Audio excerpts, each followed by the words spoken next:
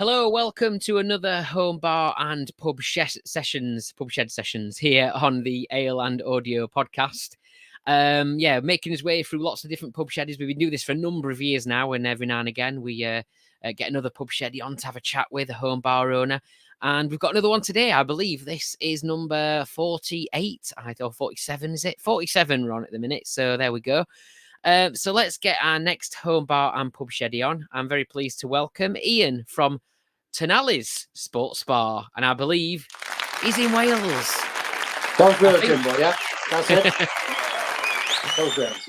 Excellent. Yeah, I mean, I could easily get it wrong and say you're up in Newcastle, obviously based on the football team and all that. But yeah, welcome to the Ale and Audio podcast. Thank you for joining me. And how's it all going? Yeah, nice to come on, Jimbo. Yeah, it's good. I say we started the pub shed about a year ago, maybe a bit to my surprise. I managed to get it past the missus, but I think we've all got a dream to own a pub shed, but getting it past the missus is the first part. But yeah, so I managed to do that, and it's taken off. And I think with the Instagram as well, and yourselves, and the following, it's really good, and it's just playing a big part in our lives at the minute. It's a nice community, isn't it? Everyone's proper supportive, and we just love to see other people enjoying themselves in the same way that we do. I think that's what it's all about, isn't it? And I love your place. It's absolutely brilliant. It's proper, and not just the shed itself, but you've made a proper little outdoor paradise for yourself, haven't you, as well, just outside of the door. And I think one thing that stands out for me as well is how it's such a family orientated pub shed as well, and you and your boys obviously use it as a your place to watch the football and stuff like that too, don't you? Yeah, I say it's like an extra. It's an extension to the house, isn't it? Like you say, it's we use it all the time. Maybe more in the summer now than the winter, but yeah, it brings us all together. The outside area was an afterthought this year. I think once you have a pub shed, you never stop adding to it. The inside is as I want it now, so I think I've looked more towards the outside. So yeah, that was just an addition we thought of one Saturday afternoon. Me and my son Jack were looking at the old hot tub on the deck and thought, well, if we clean that away, give that deck a bit of a power wash, what can we do there? So we packed it up, and lo and behold, 3 or 4 weeks later, we created a little tiki sort of dining picnic area, which complements the bar quite nice. It looks very nice, and I bet, although you may sometimes miss the hot tub, I bet you don't miss the cost of keeping it going.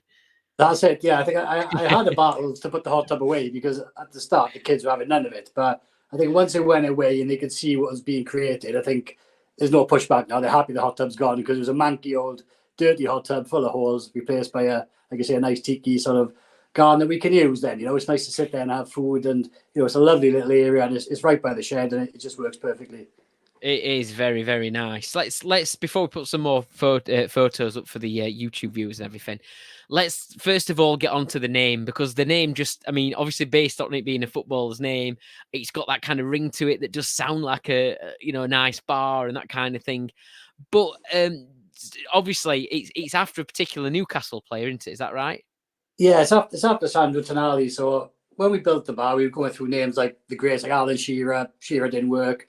We went for Miguel's after Miguel Almiron, but that's a local chip shop, so we had to pull that one. So we kind of settled on then. I think when we kind of settled on the name, they just signed Sandro Tonali. So we said we go for Tonalis Sports Bar.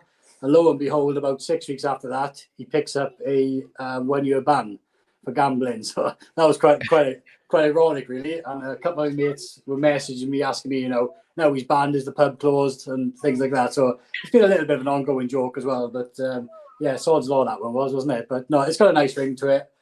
I don't know what happens if they sell their mind. We're gonna have to maybe change the name of the bar. I don't know, but we.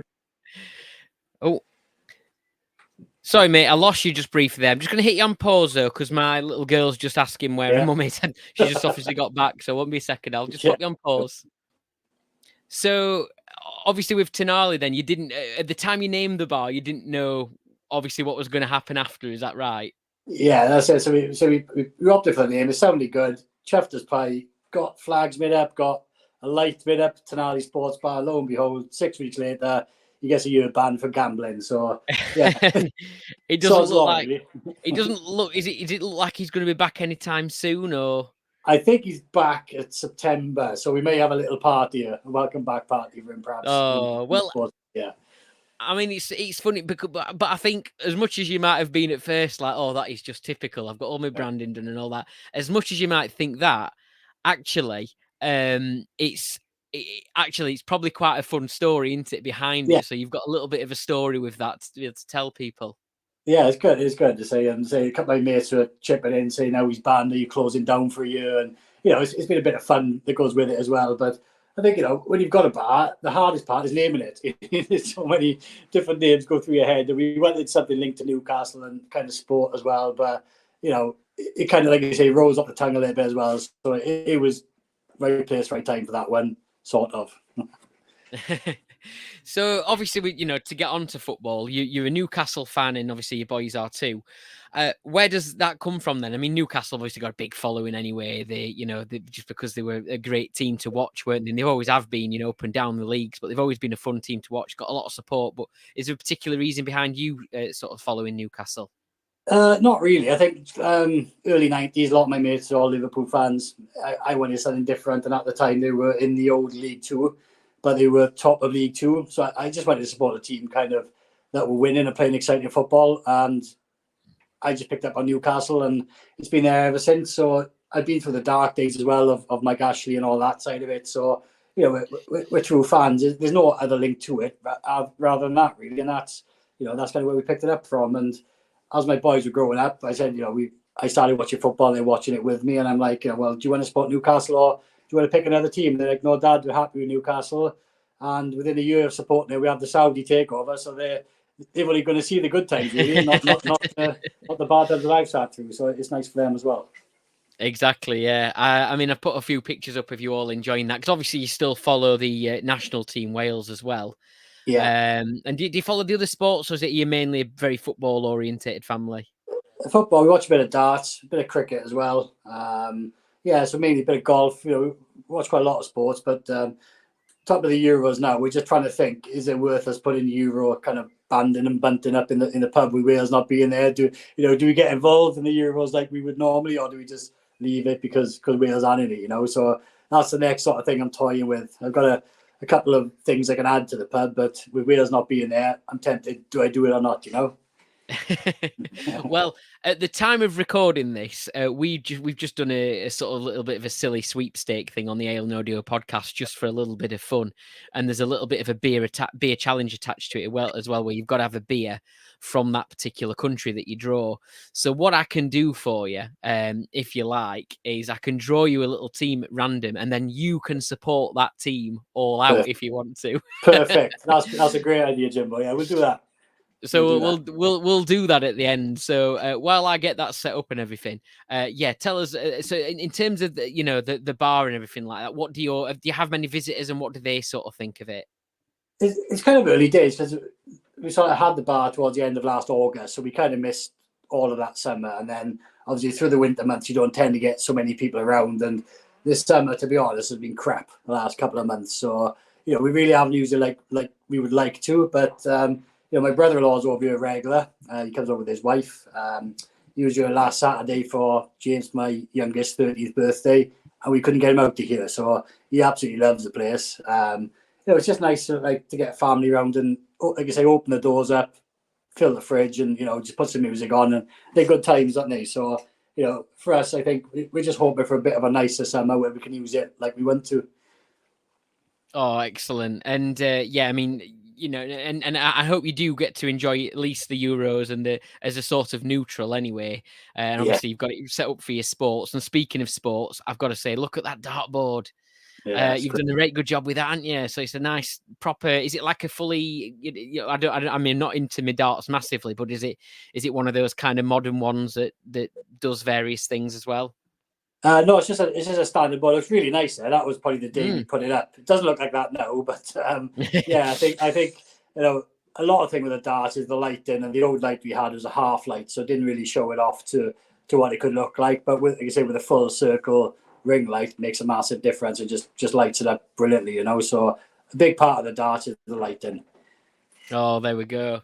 Excellent. Really like it. And the bar, look, I mean, it's finished really nicely. I know you've put a lick of paint on the outside of it recently as well, haven't you?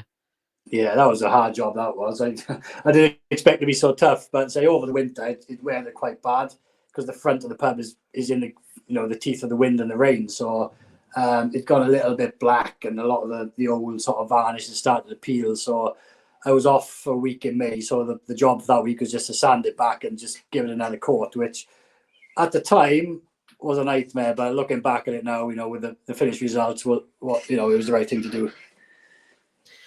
Before we get on to talking about the music, then, which we'll do very shortly. Like I said, I was going to do I'm going to put you in the sweepstakes. So at the time people are listening to this will probably be a few weeks later. England and Scotland have probably both been knocked out, and probably your typical sort of general teams. What Spain, France might be hovering around the final. Portugal maybe.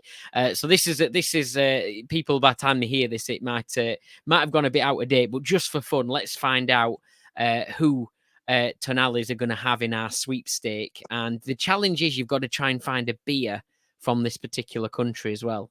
That's the challenge for you. See if you can track down a beer. So here we go. Let's draw it. I'll let you, we'll redraw it if you happen to get England or Wales, because England or Scotland. Obviously, we won't get in Wales. No, if we get England or Scotland, we'll do a redraw. I think that's only fair. So I'm not drinking Carlin or Tennant's, so you can pull those. And you and the boys have got to support this team then. So here we go. Let's get it drawn then. Here we go. So I can tell you that you will be having in the sweepstake France. Happy with that. Go. France. You've got France, so you've got to find a French beer. Yeah. And enjoy that at some point. Take a picture, send us it, and all that kind of thing. Excellent. I'll send it on. Yeah. So before we got to talk about music, then what about the landlady? Does the landlady enjoy it? So I believe it's Louise. Is that right? Yeah, Louise is more of a host. She loves hosting, so she kind of gets involved. Anytime we have people over, she does the prepping with the food and does all the fancy bits, and I just run the bar. Basically, that's how we do it. So she loves hosting. She doesn't get too much involved in the pub side of it. She'll come down here and spend a couple of hours down here with us. But anytime we have people over, she's the host, and I do the cooking and the bar. Basically, that's how we run it. Excellent. And I'm sure she might have something to say about the music, which we'll get onto shortly as well. But in terms of beers then and drinks and the sort of things that you enjoy in there? A mixed bag, really. I think my go-to has always been pale ales and IPAs. I can remember going back probably about 6 or 7 years now. I tasted my first IPA and thought, oh my God, I've never tasted anything with that flavour in it before. I think it was a Sierra Nevada Torpedo. I bought a American box of mixed beers and it was in there. And I drank it. And from that point forward, I can't go back to the likes of your Carlin, your Fosters and Fortune. I just can't. There's no taste to them. So IPAs and pale ales would be my go-to. I like a lot of German lagers as well. But I think what I drink normally governed by the season. So in winter, I'll go for more stouts and sort of porters, that type of thing, and Dunkels, sort of darker German lagers. And then in the summer, just your light pale ales. You might win a block of years for this, but I did try a can of Foster Shandy the other day, and it was quite nice. Something I thought I'd never hear myself saying, but yeah, just in the summer, the lighter stuff, But one thing I can't drink is cider. I just don't think. I think there's a heartburn. I just can't drink it. And so, is that all? Have you tried different flavors of cider as well, or? Yeah, I just find them sickly and kind of too sweet for me. I haven't got like a sweet tooth, so I prefer light ales, pale ales, IPAs, that type of thing. That's my go-to. But on a dark winter's night, I'll have a stout or a porter, something different in that type of weather climate. And what about the landlady? What does Louise enjoy? She had a bit of rosé cider, Thatcher's rosé cider, pink prosecco, all the girly women-y drinks, those type of things. But the kids with me, Jack's 15 now. He likes to do WKD. I don't know if I should be saying that. Age, but obviously accompanied by an adult with a full meal. With a full meal in Tonalis, absolutely fine. That. yeah. So no, I say I'll drink most things, but I can't drink a cider. Yeah. So let's get on to music then. So typically, if we turned up at Tonalis on a night, Friday or Saturday night, what kind of music might we hear when the sport's not on? It's a mixed bag, really. I say everything from 70s, 80s, 90s through to current day stuff. I think being born late 70s, you've got some of the great bands of the 80s that you bring back out and the kids enjoy it, like a bit of Fleetwood Mac, Queen, that type of thing. going into the 90s, then you got Oasis. We play a lot. She's Electric's probably one of the anthems down here. Any of the 90s dance stuff, being from the late 70s, kind of what I was brought up on. 2000s, probably not too much from there, but more recent times then, say a lot of the dance music now is reminiscent of that from the 90s with like the vocals and the piano. So we listen to quite a lot of that because it's basically throwback to 20 years ago. Bit of Killers maybe, bit of Red Hot Chili Peppers. So what you get is a mixed bag, that's for sure. Excellent stuff.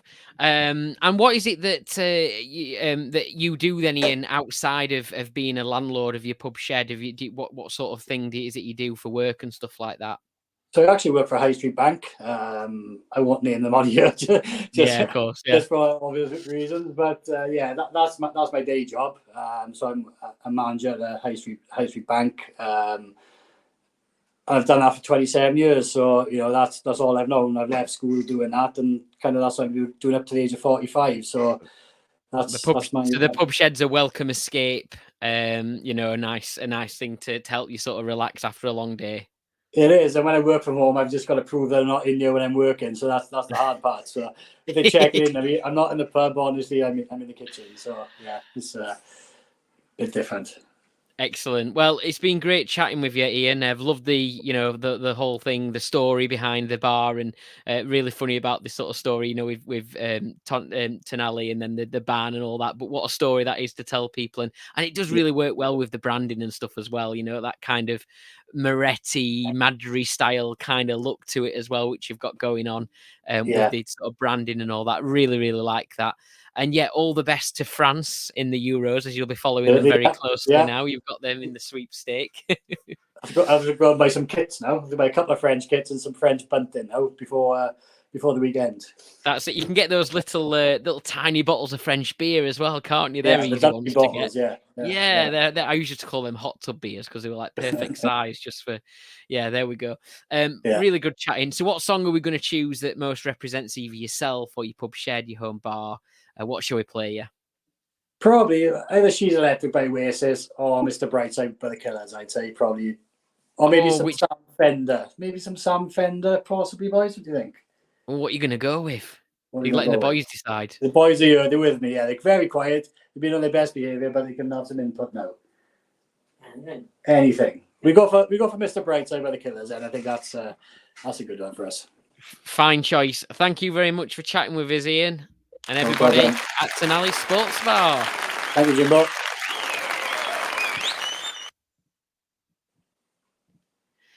Thank you, mate. That was great.